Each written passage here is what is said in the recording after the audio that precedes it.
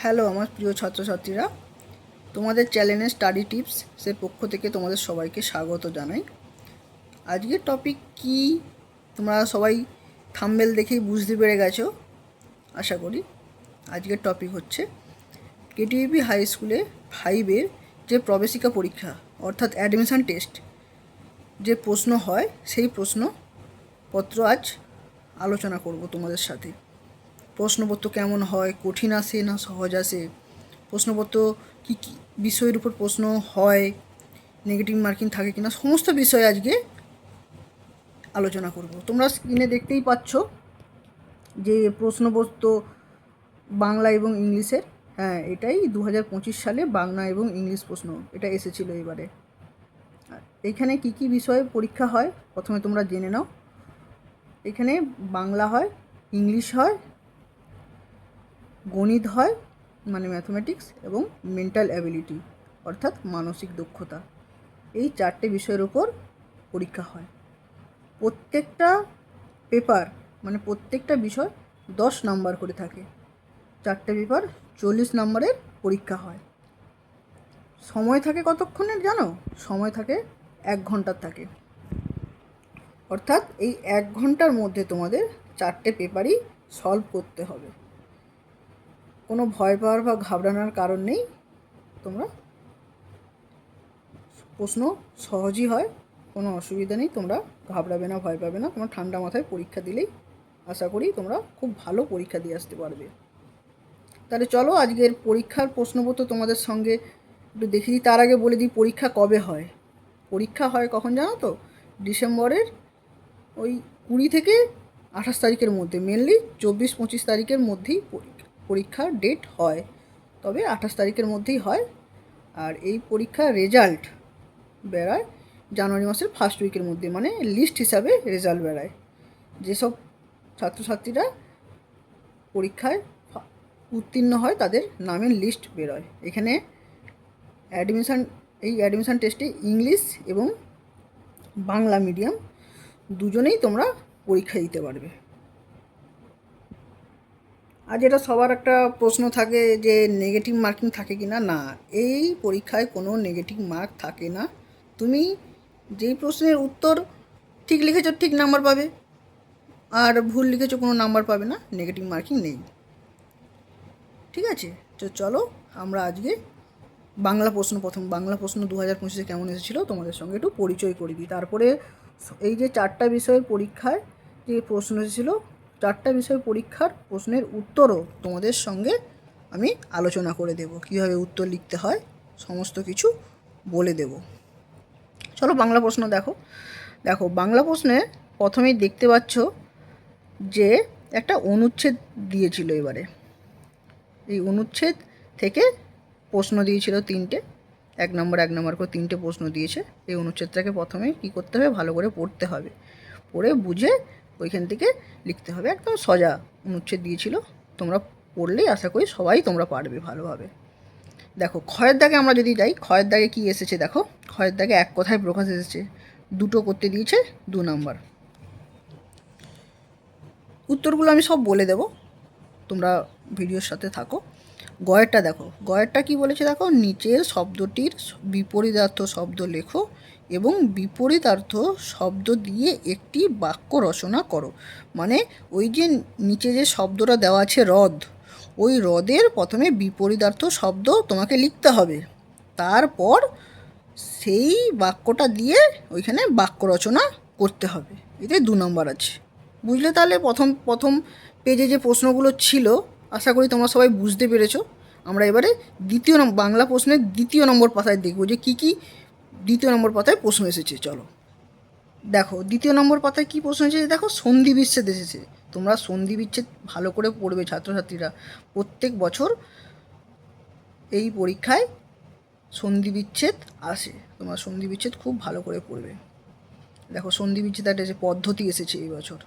আচ্ছা, উঁতে কী এসেছে দেখো, উঁতে প্রশ্ন দিচ্ছে কয় হর্ষই কী এবং কয় দীর্ঘই কী শব্দ দুটিকে সঠিক অর্থে একটি বাক্যে ব্যবহার করো।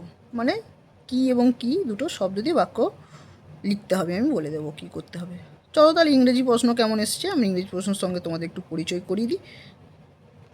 দেখো ইংলিশ প্রশ্ন প্রথমে একটা প্যাসেজ এসেছে, একটা প্যাসেজ দিয়েছে, বাংলা প্রশ্নের মতো একটা প্যাসেজ দিয়ে সেখান থেকে প্রশ্ন এসেছে।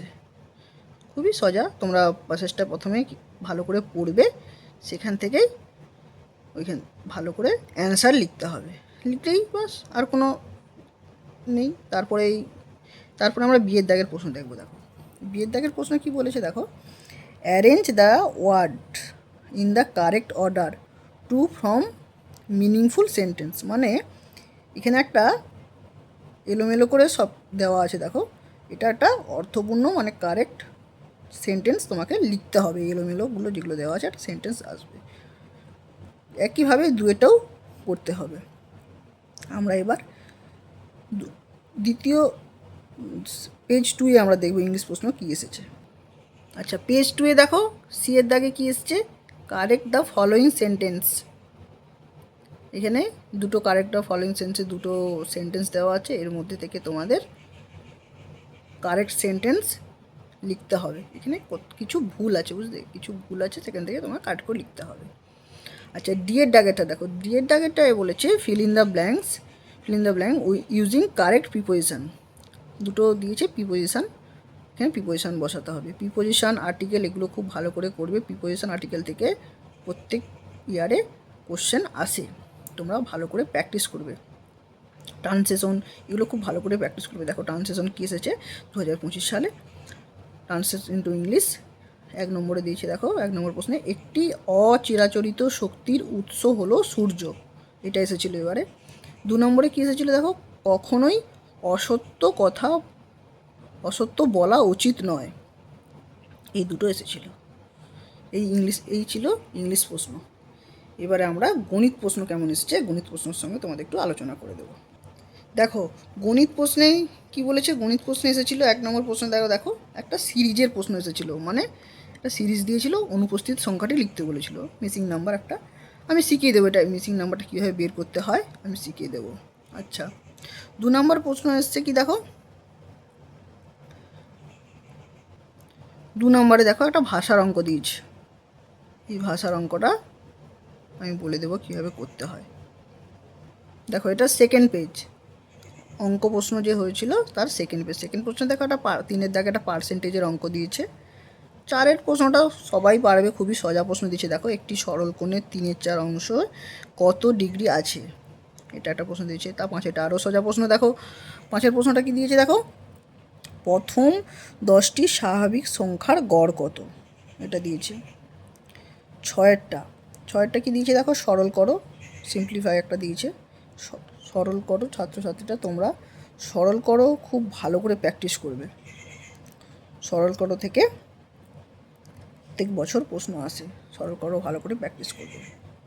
আচ্ছা এটা মেন্টাল অ্যাবিলিটি যে কোশ্চেন পেপার হয় সেটা তোমাদের সঙ্গে একবার পরিচয় করে দিই। এটাও 10 নম্বরের প্রশ্ন হয় মেন্টাল অ্যাবিলিটি থেকে কী টাইপের প্রশ্ন আসে জানো তো, মেন্টাল অ্যাবিলিটি থেকে সিরিজ টাইপের বেশি প্রশ্ন আছে, লজিক্যাল রিজনিং সিরিজ টাইপের বেশি প্রশ্ন আসে, কারেন্ট অ্যাফেয়ারেন্স এই টাইপের বেশি প্রশ্ন আসে, খেলা থেকে অলিম্পিক থেকে এইসব টাইপের প্রশ্ন আছে। দেখো কীরকম প্রশ্ন আছে। দেখো মেন্টাল অ্যাবিলিটিতে প্রথম প্রশ্ন এসেছে, দেখো 2008 সাল থেকে জাতীয় শিক্ষা দিবস কত তারিখ পালন করা হয়, এই টাইপের প্রশ্ন। এই অলিম্পিক শুটিং প্রতিযোগিতার মেডেল জিতেছে কোন ভারতীয় সর্বপ্রথম মহিলা, এটা এরকম অলিম্পিক থেকে প্রশ্ন এসেছে। দেখো 3 আর 4-এর একটা সিরিজের অঙ্ক এসেছে, যেরকম টাইপের সিরিজ 4-এরটা 3-4 তো বললাম যে সিরিজ টাইপের অঙ্ক আসে। 5-এটাও ওটা দিচ্ছে, দেখো যদি একটি বর্গক্ষেত্র ঘনক হয় তবে বৃত্ত কী হবে, বলে দেবো সব।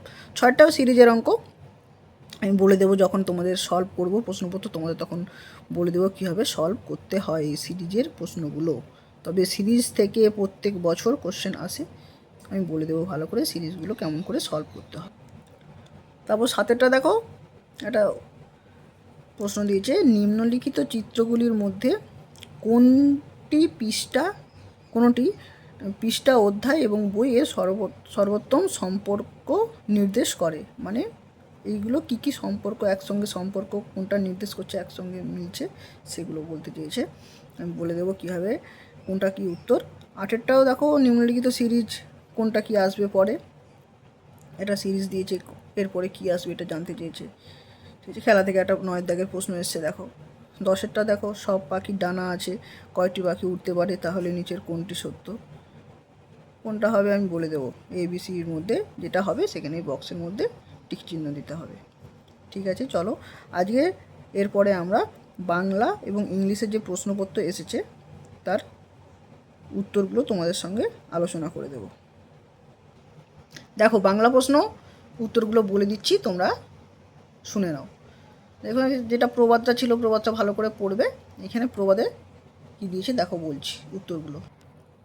দেখো এখানে প্রথমে প্রবাদটা ভালো করে তোমাদের পড়বে, ভালো করে পড়ে বুঝে করতে হবে। এখানে একের দাগে কী প্রশ্ন দিয়েছে, প্রবাদ থেকেই প্রশ্ন দিয়েছে, এই মানে এই অনুচ্ছেদ থেকেই প্রশ্ন দিয়েছে। দেখো একটা দেখো, গভীর অর্থসম্পন্ন লোক পরস্পরগত বিশেষ উক্তি বা কথোপকথন হলো ড্যাশ।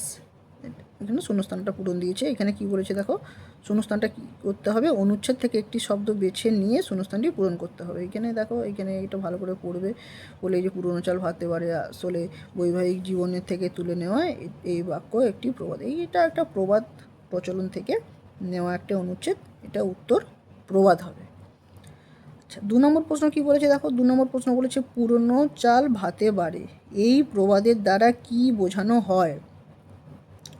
এখান থেকে পড়ে অ্যান্সার কী হবে দেখো, পুরনো চাল ভাতে বাড়ে ইনভার্টেড কমার মধ্যে অবশ্যই রাখবে, একে লিখবে যে এই প্রবাদের দ্বারা বোঝানো হয় যে প্রবীণ বা বয়স্ক মানুষদের অভিজ্ঞতা বেশি এবং তাদের অভিজ্ঞতার মূল্য অনেক বেশি। এটাই হবে অ্যান্সার।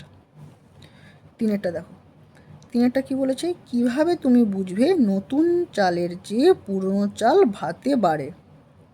উত্তর কী হবে, নতুন চালের চেয়ে পুরনো চাল ভাতে বাড়ে, এটি আমাদের দৈনন্দিন অভিজ্ঞতা থেকে বোঝা যায়।